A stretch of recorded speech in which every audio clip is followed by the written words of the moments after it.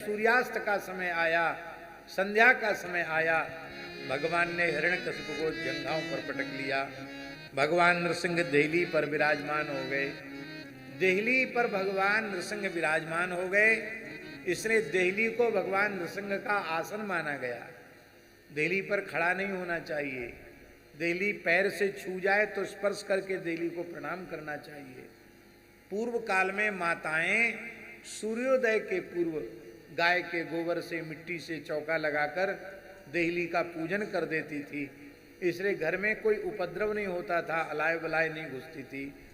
अब तो घरों में देहली ही नहीं है बिना रोक टोक, इसलिए कम से कम मुख्य द्वार पर तो देहली अवश्य बनानी चाहिए।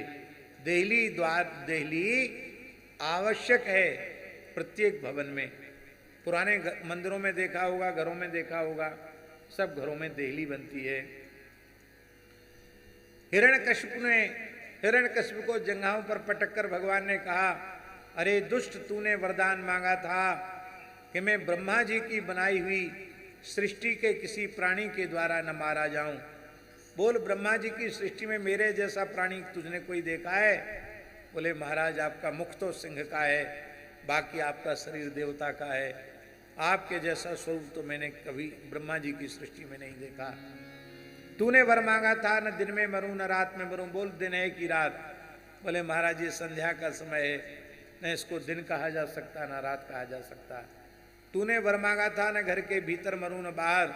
बोल, तू घर के भीतर है कि बाहर? बोले देहली न भीतर होती न बाहर, बीचों बीच होती है। तूने वर मांगा था, न धरती पर मरूं न आकाश में, तू मेरी जंघाओं पर है। तूने वरदान मांगा था, मैं अस्त्र शस्त्र से न मरूं। बोल, मेरे हाथ में अस्त्र हैं कि शस्त्र? बोले, महाराज आपके प्रचंड नाखून, लगता है उन्हीं से आप हमारा उद्धार करेंगे। और भगवान ने कहा, ब्रह्मा जी के सभी वरदान सत्य हैं। बोले, एक तो बकाया है। क्या? मैंने कहा था 12 महीने में से किसी महीने में न मरूं। भगवान ने कहा, तुम्हारे लिए हमने 13वां महीना बना दिया, पुरुषोत्तम मास। उस समय अधिक वैशाख मास था। बोले, ब्रह्मा जी के सब वरदान सत्य हैं? बोले, हाँ सत्य हैं।